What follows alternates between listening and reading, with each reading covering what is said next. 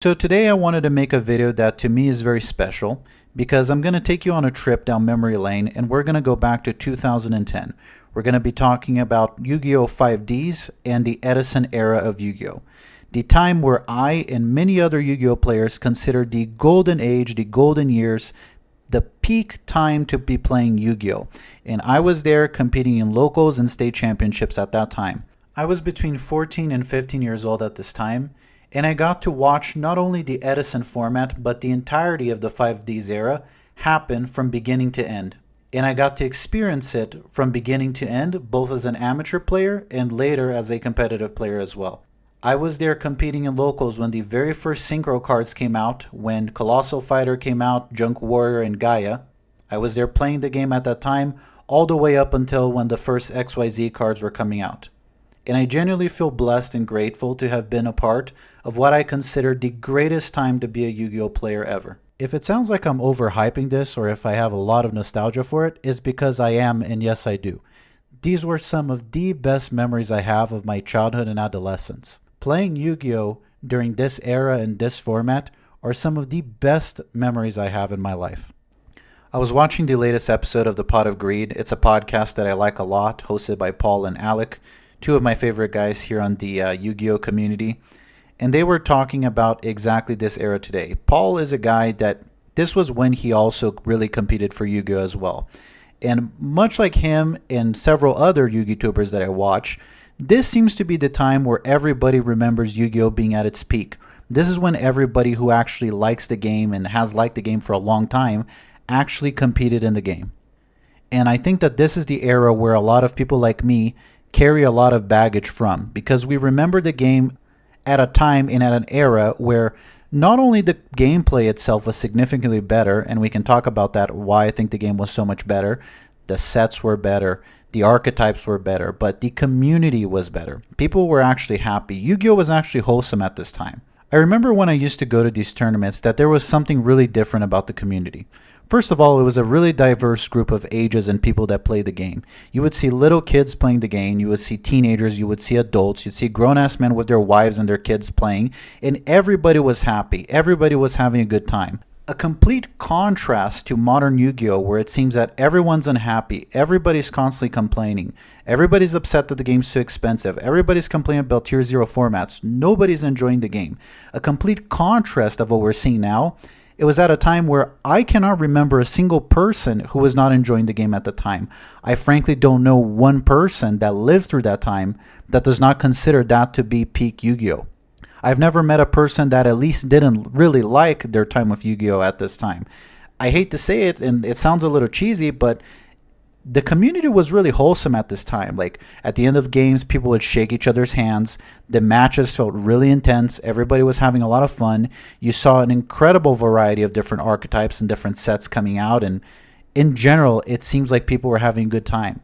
And this is even coming from a little bit of more of a unique perspective, because I used to compete in this game in Brazil, in South America. So if you don't know, Brazil is a country that is notorious for having extremely harsh import taxes on foreign goods in general.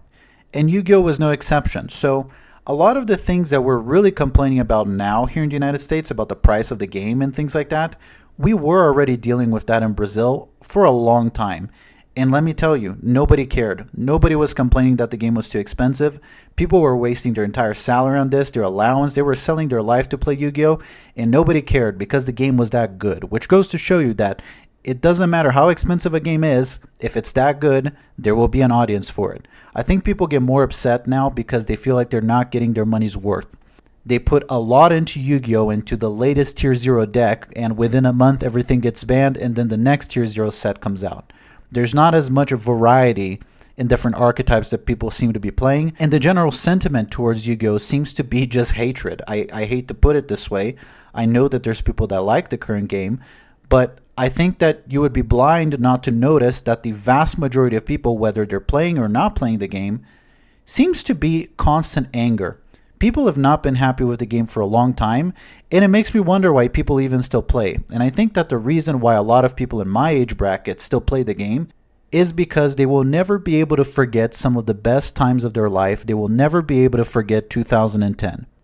So I wanted to talk about this today as someone that was actually there on the ground playing the game competitively, going to tournaments, local and state. And I'm going to talk about the gameplay, I'm going to talk about the community, and I think that this is something that the vast majority of my audience can appreciate because we seem to be around the same age bracket. So either you were there or you played Yu-Gi-Oh when you were younger and you remember the Duel Monsters era. But I think this is something that even younger people might get a kick out of because you hear so many Yu-Gi boomers like myself talking about the golden years of Yu-Gi-Oh, and I really wanted to explain what I'm talking about.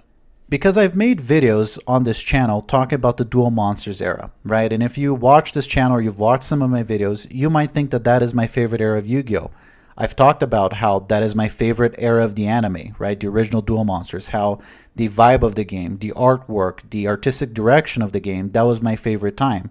And that is really the case. But when it comes to community, gameplay, and actually being involved with the game itself, not just with the culture and the anime, although this era is not as culturally significant and iconic, for the people that actually played and competed in the game, this is peak Yu-Gi-Oh! 2010, around that time, Edison Format, that is the time where the vast majority of people who were there remember as being the best time to play Yu-Gi-Oh! Ever. And as Paul says on this video, it is one of those things where you had to have been there to know what we're talking about. It's very hard to communicate and explain to you a time. You know when you see like your dad or your grandpa used to say, I used to be able to ride my bike to school. There was no crime. You know, you knew your neighbors. People were happier. I hate to say it, but that's how I felt like. That's how I feel talking about 2010 Yu-Gi-Oh! I knew the community. I knew the people that were there. Everybody was happy. Everyone was having a good time. No one was complaining. Everything was awesome. And when I say I knew the people, I mean I literally knew the people in the community. There were two main stores in Sao Paulo that sold Yu-Gi-Oh! And hosted Yu-Gi-Oh! Events. These stores were located at a place called Liberdade, which is like the Japanese district of Sao Paulo. And the two stores were Hot Yu-Gi-Oh! And Shinozaki. Shinozaki was the main one putting on the events. And the owner of the store, his name was Draco of Hot Yu-Gi-Oh! And this was at a time where Google already existed, but not all the information was just readily available. Especially for things like Yu-Gi-Oh! Wasn't particularly obscure, but it was obscure enough that you couldn't find all the answers you're looking for on Google, right? So if you're playing with your friends and there's a question of how a card effect resolves or a chain or something's going on, you pick up the phone, you called Hot Yu-Gi-Oh! And you got on the phone with Draco. And he's always there, man. You freaking call that store, 2 seconds, Draco picks up, what's up? Hey, Draco, try to resolve this. This is what's going on. What happens? Draco would know the damn answer to your question. Draco would know how the effects resolve. He would tell you, basically. You would just call him up. Draco was he was not only the owner of the store, but he would also host events for the competing store. It was more of like a sister relationship, I guess, because he was hired as a judge for a lot of these events because he was such a knowledgeable guy. And it goes to show you how much the game has quote-unquote died, because when I went back to Brazil even 7 years ago, that store was I believe the most profitable store and most famous store that sells Yu-Gi-Oh! Or at least one of in the entire state. And when I went there, neither of these two stores anymore host Yu-Gi-Oh! Events, and they don't sell Yu-Gi-Oh! They just sell Funko Pops. I actually went to see Draco. He didn't recognize me, didn't know who I was. He just seemed like I'm not trying to dog on him or anything or make something up that really isn't the case, but maybe I'm projecting this because I remember how he was, and he just looked kind of sad. Like his store doesn't sell Yu-Gi-Oh! Anymore. It's now just Funko Pops, and ask him, man, where's the Yu-Gi-Oh? What happened to Yu-Gi-Oh? You know? And he's like, well, nobody buys it anymore. Nobody plays, you know? So I had to stop selling it, and now we just sell Funko Pops. So it goes to show you, like, obviously the game didn't completely die, but a lot of stores closed across the globe because they're just not selling Yu-Gi-Oh! Anymore. It clearly died down a lot. And it wasn't, a lot of people say, well, obviously the anime ended and the hype ended and whatnot. No, it was very much alive and very much booming and popping during this time where it was far after the Duel Monsters era. But it was after this 5Ds era where the game started to die down, and my poor man Draco just started selling Funko Pops and totally changed his story. It was actually depressing. Now, I do think that a lot of things genuinely are nostalgia, right? There are things that you remember as a kid, them being better than they really were. But when I boot up Yu-Gi-Oh! Tag Force 5 and Yu-Gi-Oh! Tag Force 6 and I play the 5Ds era, I remember why I used to love this game. And I wasn't just a dumb kid or a dumb teenager that just liked things at the time that I grew out of. That is not the case. the game was significantly better. Not just the gameplay. I'm going to talk a lot about like being there and what the community was like and all that and what sets were like. It's not just nostalgia. Like a lot of people like to call people that seem to think like me and have this sort of line of thought, oh, you're just a Yugi boomer, like that doesn't know the current game. You don't know how the game works now. You don't have fun because you don't understand it. And you have this clouded judgment because of nostalgia. And to an extent, yes, we care. People in my age bracket that played at that time, we do carry a lot of baggage. And it is hard to separate that from the current game. Not because of nostalgia. It's just it was that much better. And the vast majority of YugiTubers and the vast majority of people that I watch, they feel the same way. They won't admit it to you right to your face and say it every time because, number one, nobody wants to have a channel, myself included, where all they do is complain about a game, right? Paul, Team APS, they can't have a channel about Yu-Gi-Oh where they only talk about old formats or they only talk about how bad the current format is, right? They make a living out of this, which is why I will never become a Yugi-tuber. I will never make an exclusively dedicated Yu-Gi-Oh channel. I don't enjoy the game enough to just talk about this. And I cannot fake that I am enjoying the game like a lot of people do. I'm not calling every Yugi-tuber out there like a phony or anything. It's just that this is their job. So if they have a Yu-Gi-Oh channel, they have to cover the current game. They have to talk about the current game, and they have to try to find some level of enjoyment in at least talking about the current game. Otherwise, they can't make a living. But on occasion, they will crack. I mean this more as like poking fun, right? I'm not saying like, oh, they cracked, like you got to see their real face. They're just wearing a mask. But to an extent, I mean, every now and again, they really let you know how they actually feel. And this was one of those episodes of The Pot of Greed where Paul actually tells you how he feels. And Alec usually does, and Paul is an enjoyer of the current game. But every now and again, he kind of cracks and he really lets you know how he feels. This is one of those episodes where he's just saying, yeah, Yu-Gi-Oh! Now is insufferable. I remember 2010s. I was there. The community was better. The game was more fun. Everything about that time was significantly better, and nobody was complaining about the game. Well, next question then. In your experience, was Edison Format liked in 2010 as much as it is now, or did it only become popular in retrospect? As somebody who played in 2010, I started playing competitive Yu-Gi-Oh! In about late 2009, let's say. I experienced this format like as it was happening. I remember when like the Machina, structure deck came out. I remember all these cards. They were very intimately familiar with me. I remember Gladiator Beasts. I remember Value being a pretty hot new thing at the time. All that stuff. The Frog deck.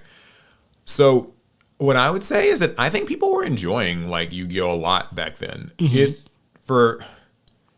In fear of maybe sounding like too much of a like nostalgia goggles Yugi boomer, I think that like people were very happy in 2010 with Yu-Gi-Oh! I felt a sense of wonder and just enjoyment and intense love of the game from people that, dare I say, we don't get today. Like it feels like everything now is, and I promise I'll get back to the question, but it feels like everything now is tense. Everything in Yu-Gi-Oh! Feels tense. And a lot of people, I think, would agree that like 5Ds kind of felt like the peak Yu-Gi-Oh! Era. Kind of just like for the anime, for like the cards, the card pool, the way the game was played. So getting back to the question, I think Edison Format was pretty liked in 2010. Like I don't remember major complaints. If anything, I would say that like the format right after it's when things got started to crack. Edison was right before I got back into Yu-Gi-Oh! Mm-hmm. And so we're playing casually. This is back in my community college days. A lot of what we all liked and a lot of what people were still bringing to college were these synchro era decks. And even when I was in high school, while Edison Format was going on, we had a Black Wings player. This was a time when everybody and their mother loved Yu-Gi-Oh! Even if they didn't play Yu-Gi-Oh! Currently, they still loved it. It was still the game. That all the negativity and some of the hatred that you get nowadays just was not there back then. Yeah, and that's so true. And there are a lot of cards that are beloved that I want to be able to use again, but they have no place in the modern game. I got into Edison because I wanted to play with Goblin Zombie again. I wanted to play with red, yellow, and green gadgets again. I wanted to use some of my favorite cards. going back to 2010 is actually a nostalgic time for most people. Most millennials right now think 2010 was a damn good year. I fear that this questionnaire episode is going to end up getting a little ranty on my part, because I'm not lying when I say Yu-Gi-Oh feels a little miserable today. Like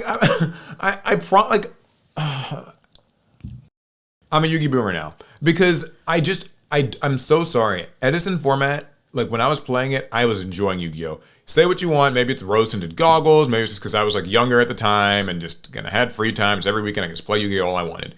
But I really and truly think it was like a prime time of Yu-Gi-Oh. There was so much passion, so much like the game still like it had its identity. This postmodern Yu-Gi-Oh is like, it's stressful. Everyone's angry about everything. Card design feels like it's like moving at a breakneck pace. We've gone from tier 0 format to tier 0 format to tier 0 format. And like everyone's jaded and angry with Konami. It's not to say there aren't good things that come out of Yu-Gi-Oh today, but that I think that it's almost I hate saying this phrase, but you'll know exactly what I mean. It's like you had to be there kind of thing. Right. Like if you weren't there, then yeah. So what about 2010 Yu-Gi-Oh was exactly so special? Let's start with just the gameplay purely. Because I also used to play Yu-Gi-Oh, not as seriously, but I played a lot of Yu-Gi-Oh during the GX era. I absolutely adore and love the GX era. When it comes to the anime, when it comes to the vibe, I prefer the GX era than I do the 5Ds era, right? I don't think the gameplay was as good, but it's up there. It was really, really good. I didn't exactly compete super heavily in the game at this time, but yes, I did still go to locals and I still did go to state championships. I was rocking a Destiny Hero deck at that time, and then for a while a Cyber Dragon deck, right? I wasn't super competitive at the game at that time, but I was also there. Similar sentiment towards the game, similar feel, similar passion going on. Now, it didn't seem like there were as many people playing at that time. A lot of people, if you ask, they don't hate the GX era. They remember it pretty fondly. But everybody seems to have started competing seriously during the 5Ds era. And why is that? I think that Yu-Gi-Oh! 2010, around that era, not that specific year only necessarily, but around that time, that was when Yu-Gi-Oh! Started getting sweaty. But a good kind of sweaty. Yu-Gi-Oh! Nowadays is sweaty, but it's an annoying, frustrating, and boring kind of sweaty.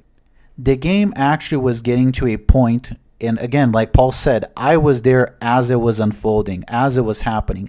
As these sets were coming out, I was competing with the new sets coming out, right? I mostly played at that time Six Samurai and X Sabers. That's what I played at that time. I watched all these sets coming out that now people look at so fondly and are so iconic, to the point where to this day they are releasing support for it. We're about to get support for Six Samurai, like a 2010 archetype deck that was popular around this time that people loved. We are still in 2024 about to get support for Six Samurai. Why is that? Why did people love this set so much?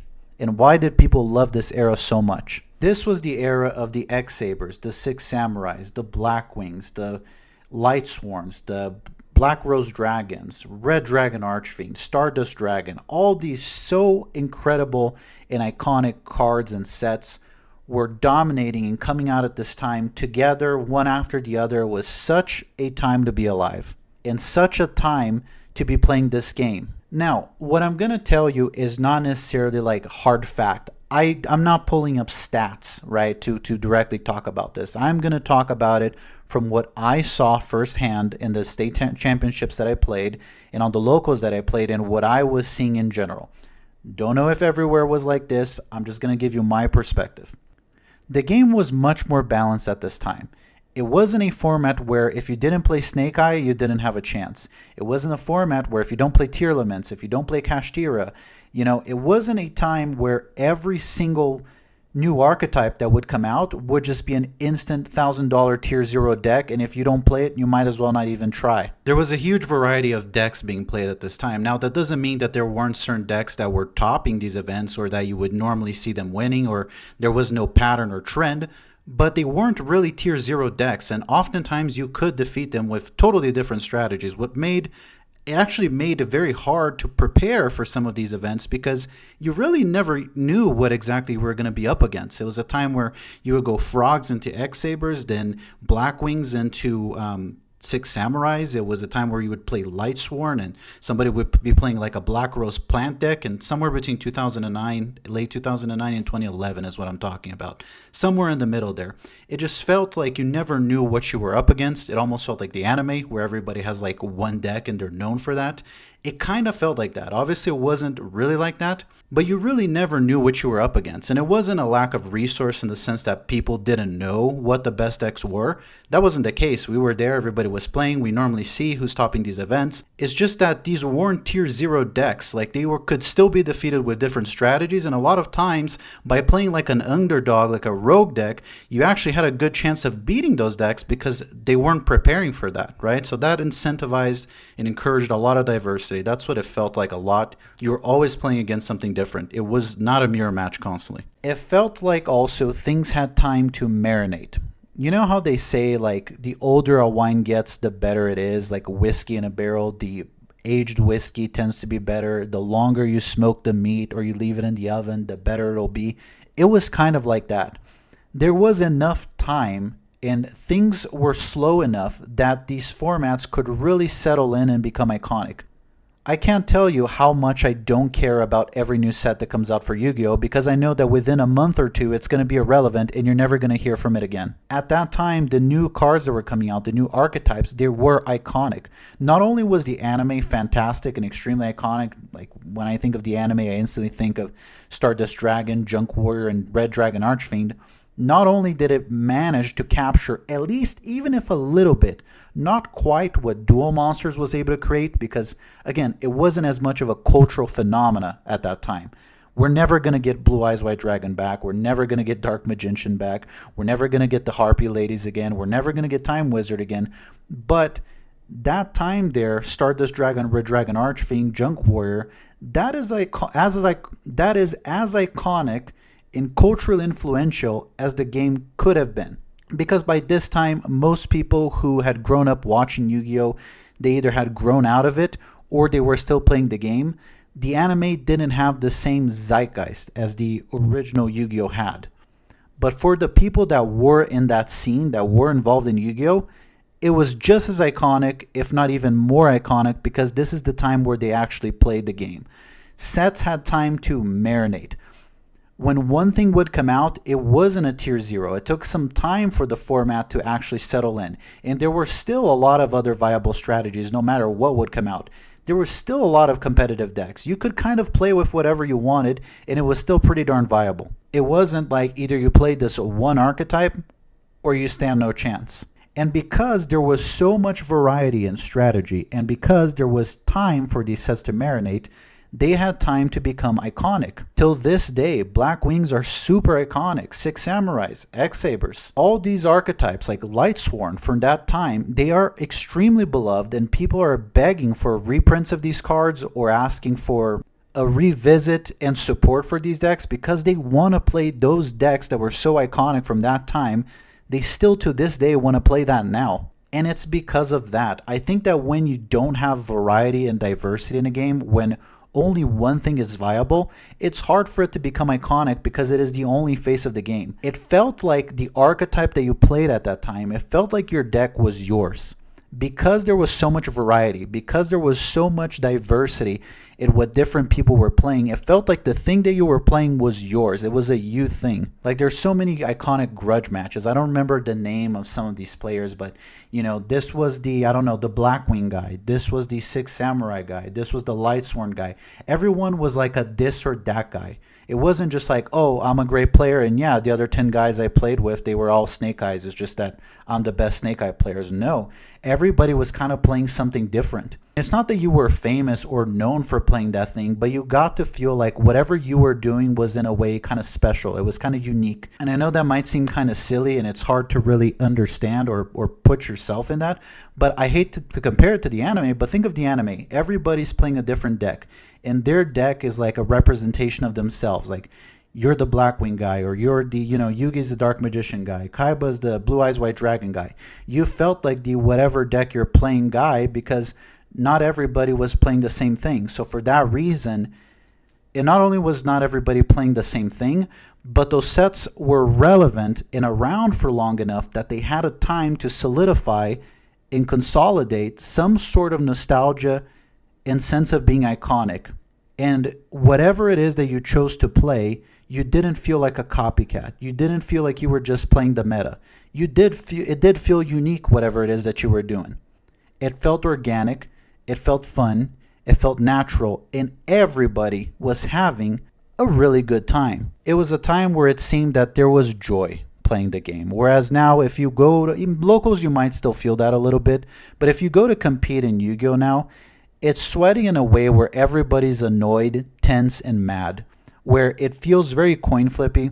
It feels like a lot of times the person that won isn't necessarily the best. A lot of it comes down to, did you draw the out or not? Did you draw your combo starter? A lot of things are resolved even on turn one. Like Yu-Gi-Oh at this time, 2010, was rarely, and I'm sure there was an instance or another, but it wasn't a common thing for a game to finish in one turn. There was no way to set up your board in one turn to where it is unbreakable. There was so much back and forth in the game, and it really felt that at all times you could really come back, and it made every game special. And there was a lot of room for error, a lot of room for fixing your mistakes or coming back. Yu-Gi-Oh! Now you might say, oh, it's just because it's more punishing, right? It was easier back then. That's not really the case. It's either you draw the things you need to make an unbreakable board on turn one, or you draw the things to prevent your opponent from making that unbreakable board, or you're able to break the board on turn two. The game is either decided on turn one or turn two. I don't even know what to compare it to, but it's not really like a duel. Yu-Gi-Oh! Doesn't feel like a duel game anymore. It feels like an opening hand game. Like whoever draws the best hand wins at that point. Whoever draws exactly what they need wins. And at this time, it didn't feel like that. This was also a time again where Yu-Gi-Oh! Was sweaty. The game was getting really fast. If you compare 5Ds to GX and even Duel Monsters, the game sped up a lot. It was a lot faster. Actually, a lot of things were later developed because kind of this was the start of the game getting a little too fast. But I think it was still, I've said this in the past, where I think that this is where things started to go downhill for Yu-Gi-Oh! This was the start of it, but it was still at a point where it was starting to get crazy, but it was crazy fun, right? It didn't go overboard just yet. It was really fast, but in a fun way. It was really sweaty, but there was still plenty of opportunity for back and forth. The game had a lot going on, and it was really intense, a lot of gas, but it wasn't an instant win or an instant defeat. And again, archetypes were super unique, and they had time to marinate.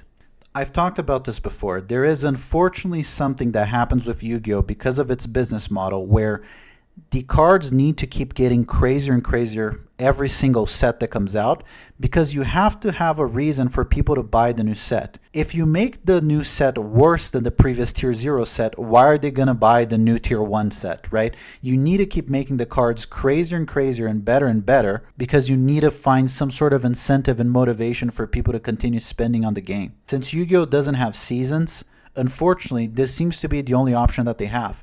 And the comparison that I would make for the game and why I think a lot of, every year we have this conversation, it seems, but immediately again, I'm seeing like 10 different videos already from my favorite creators talking about is Yu-Gi-Oh! Dying? Because there is this general sentiment in the community for a while now that the game is dying or is about to die, at least in the West. I know that people in Japan still play it a lot, but it does feel like it's kind of dying. And then people pull out statistics, they pull out sales numbers, and yeah, you look at YCSs and Worlds, and a record number of people are showing up for these events. The problem is that only the top 1% of Yu-Gi-Oh! Players are actually showing up for these events. And unfortunately, the competitive scene is the only scene that exists now for Yu-Gi-Oh! And that's not that many people. Just these people, just the top 1% of Yu-Gi-Oh! Cannot support the game and have it continue going. You do need a variety of players. You do need the casuals, you need the semi-casuals, the semi-professionals, and the professionals.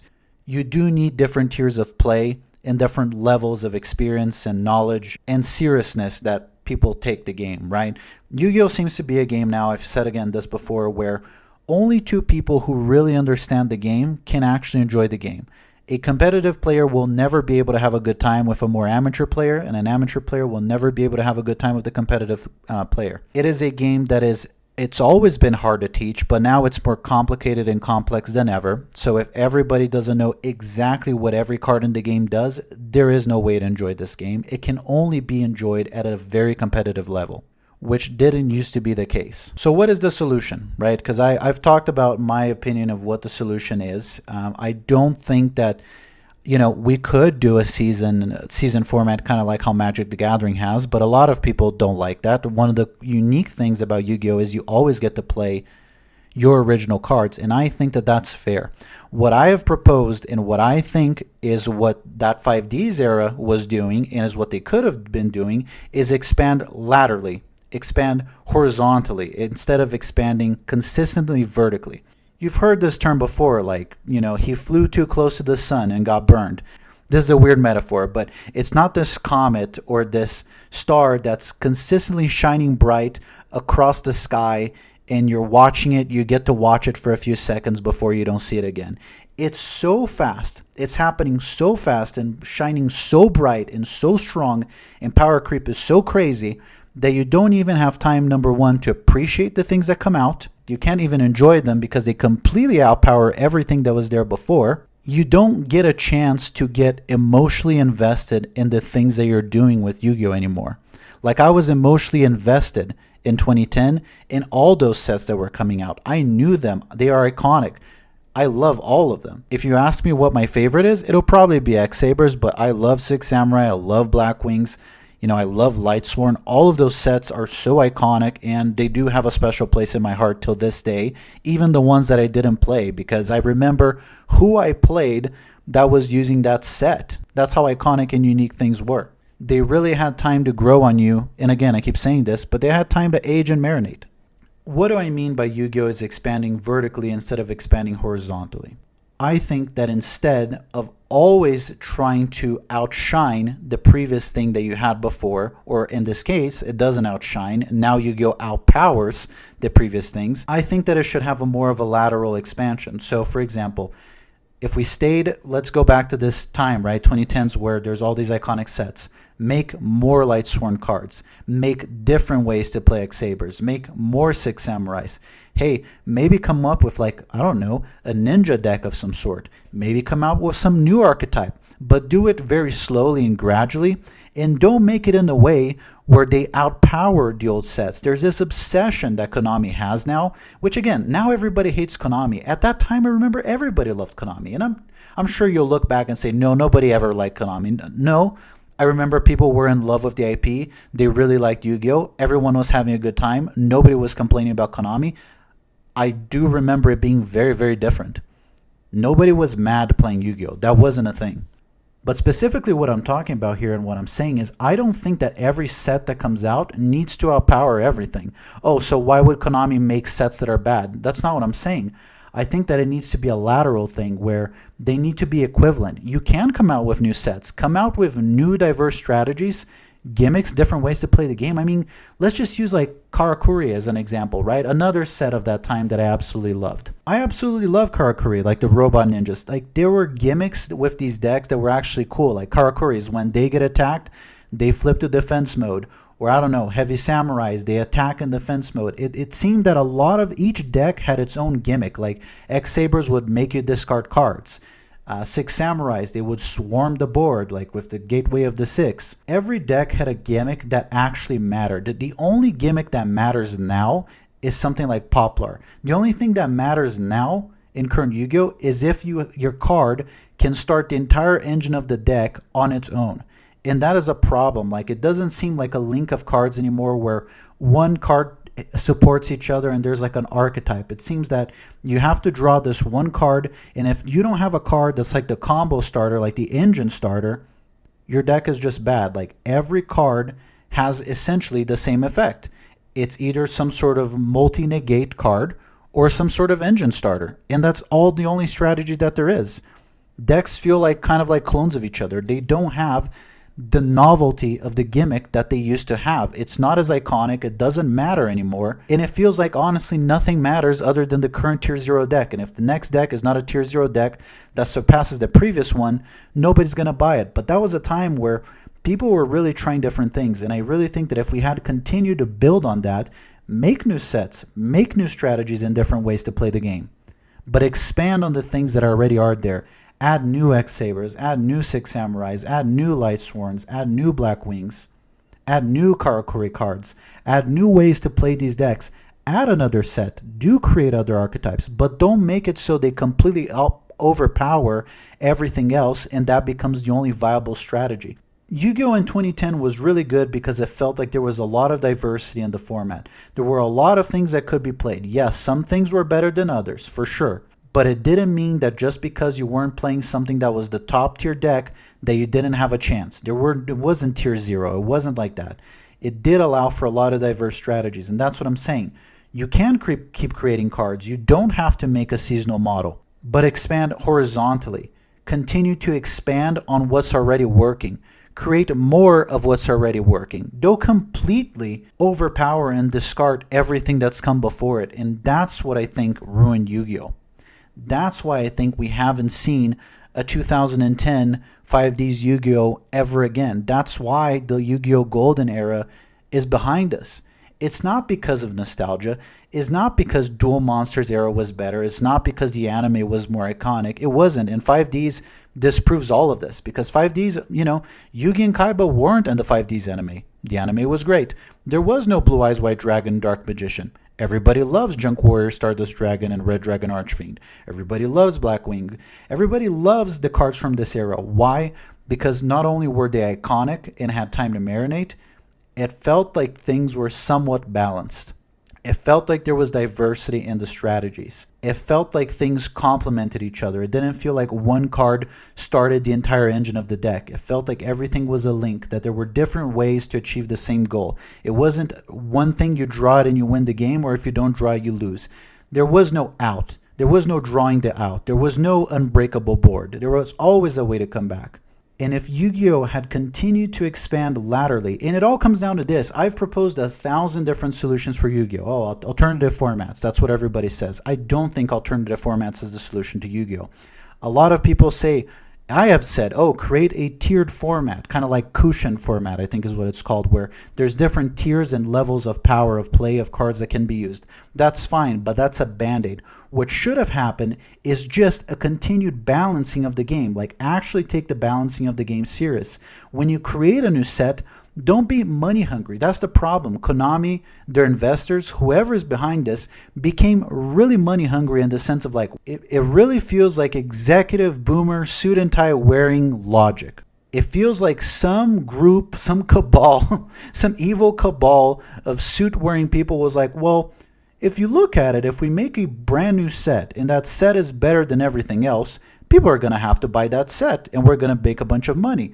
So if every time if we release a new set that's better than everything else, people are not going to play with their old deck. They're going to go and buy the new thing and we're going to make a bunch of money. Problem solved. That's a great way to keep corporate profits expanding every single year. That's a great logic and a great way to think in the short term. If you want to completely kill your game, that's a great way to think. But over time, you will kill your game. You are flying too close to the sun by doing that. That star is shining too bright. It's outpowering everything else. Versus if you write it out, if you make things that are just as compelling and interesting, but move in a horizontal fashion that are equivalent to the things that are coming out, people will buy it. People will try it for the sake of different strategy and diversity. Not everything that comes out has to completely outpower everything else.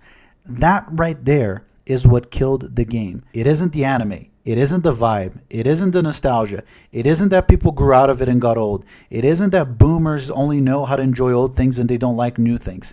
That right there is the problem. And it's really specifically this. It's not like, Yu-Gi-Oh! Has poor balancing. They have to rebalance the game or retune it. No, the problem is it's gone to a point where the new things have outshined so powerfully the old things that there is literally no point to play anything else that you used to enjoy. And if you grow attached to anything new that comes out, well, don't get too attached because in 2 months it'll be unviable. And that is my take on it. That is what Yu-Gi-Oh! Should have done. Can it be fixed now? I don't think Yu-Gi-Oh can be fixed anymore without a hard reset. I think that this game is doomed to crash and burn if there isn't some sort of extremely hard reset to the game. And if they do that, or if we could have gone back in time, the solution would have been to profit through diversity, to create new and interesting strategies or increment strategies that already existed by providing support to those decks. If they kept doing that, expanding on the existing strategies and complementing the game with new strategies that were equivalent to the new ones, but still diverse and different enough, new people would play those strategies. It would make the game more unique without outshining everything else. Well, then why aren't you happy that they went ahead and did support for the elemental heroes or the destiny heroes that you like so much? They do support. Well, the problem is now the support that they're making is not expanding on an existing strategy. It's a band-aid. The problem now is they're trying to help these old sets catch up with the current game. And what was cool about that set and the way that they played was also the era that they played in and the things that they were designed to play against. To now completely retune, like look at something like Six Samurai. I haven't even seen what all the new cards do, but I know what they're going to do. They're going to essentially bring the deck up. They're going to bring the deck up to modern times, and it's going to completely lose its identity. And it's just going to be yet another modern deck. Versus at that time, if they had just made things that were cool and strong, but didn't completely outpower everything else, there wouldn't be a need for those decks to quote unquote catch up. And that is the last time I will repeat myself and the last thing I will say on this video. The way to have not let Yu-Gi-Oh turn into the mess that it has become was to have continued on a business model where we expand laterally and we continue to create things that are equivalent or in a similar power level than they were at that time. The solution to just completely overhaul the game and create new ways to summon constantly and completely let power creep dominate the game is a cash grab and is the reason why I've grown to hate this game and the reason why I profoundly resent Konami and I refuse to support this game and I tell everybody to stop supporting the game. Because the reason they did this is because they were money hungry and they understand that companies need to make money, but there is a way to make money without completely destroying and killing your game, because in the long run, that is not a good strategy. This is a good strategy for short-term profits. Making a new deck, making a Snake Eye deck, making a Kashtira deck, making a Tearlaments deck, decks that completely overpower everything that came before them is a great way to make a quick buck and sell the newest, strongest thing, but in the long term, it is what destroyed this game, and mark my words, it is what's going to kill this game. I do think that at this point, there are only two solutions, and people always say, oh, Yu-Gi-Oh needs more formats. Yu-Gi-Oh needs to support Edison. It needs to support GOAT. I've said multiple times, the problem with these formats, I play them all the time. They get old because there's nothing new coming out. The strategies and the things that people are playing are pretty set in stone and consolidated. There's no new things coming out. I don't think that that is the solution. But also the problem is you can't at this point expand laterally anymore. You can't go the horizontal route that I keep saying anymore at this point. It's too late. So what is the only solution? I think there's only two solutions in my book. Number one, making these alternative formats and printing cards that are specifically designed only for these formats. Or number two, completely nuking the game and starting from scratch. And that is not a very popular opinion. People have money invested in the game. They have, binders full of cards. There's a lot of people that are involved in the economics of the game too. A lot of people like the current game too, and that wouldn't be fair for them. So I'm not saying that this is what they should do. What I would like to see, and the only solution that I see, is nuking the game and starting from scratch. And I know that one thing that might please one person is not what pleases the other. I'm not saying they should do this. I'm saying that this is what I would like to see. This is a very selfish opinion.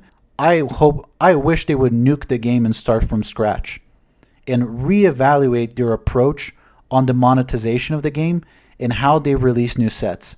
The game is too far gone. There's no ban list. There is no format now that's going to fix this game. It's done. The way the game plays in general, like hand traps, omni negates, unbreakable turn one boards, the game is already ruined. There's nothing you can do to fix that. There's no ban list that's going to fix it. It went on for too long. And I know, again, that's a little bit of an extreme opinion, but again, this is coming from someone that has played the game since its creation, since its inception, Duel Monsters, and plays it till this day, granted through Master Duel, but I still do play the modern game, and still consistently revisits the alternative formats. This is somebody that played Yu-Gi-Oh! Their entire life and continues to play it and revisits old school formats. It's a pretty unbiased opinion from the sense that I've played Yu-Gi-Oh! In its entirety. I didn't just start playing yesterday and the modern format is all I know. I didn't stop playing, after the playground when Duel Monsters was a thing, and I never touched it again, and I have this huge nostalgia for what the game used to be. I have nostalgia when it comes to the art of the game. I have nostalgia, I've said this before, I like the occult theme. I have nostalgia for Yugi and Kaiba, for Blue Eyes White Dragon and Dark Magician. I do. But the real, true nostalgia that I have for this game is, simply put, I have a nostalgia for a time when this game was actually good. People were happy. They got along. The formats were diverse. And everyone is having a good time. That's what I miss. I miss not just me, but everyone having a good time. Because you might say, oh, just because you don't like it, it doesn't mean everybody else doesn't like it. Dude, it is pretty obvious that the vast majority of people are not having a good time with Yu-Gi-Oh! Nobody I watch, no content creator is having a good time with this game. Yes, a handful of people do enjoy the modern game and are having fun with it. But it is a pretty unanimous opinion that the game is pretty darn insufferable right now. It is a pretty unanimous opinion that everyone is mad at the pricing of the game. It is a pretty unanimous opinion that everybody hates Konami. It's a pretty unanimous opinion that the game has got a little bit too crazy. Some of these opinions and these sentiments, while people vary on the way that they feel, some things are pretty darn consistent, and that's what I'm talking about. I miss a time where there was a sense of community. I miss a time where people were happy. People didn't completely hate the game and hate the company, where people weren't constantly complaining. I miss a time when this game was actually fun.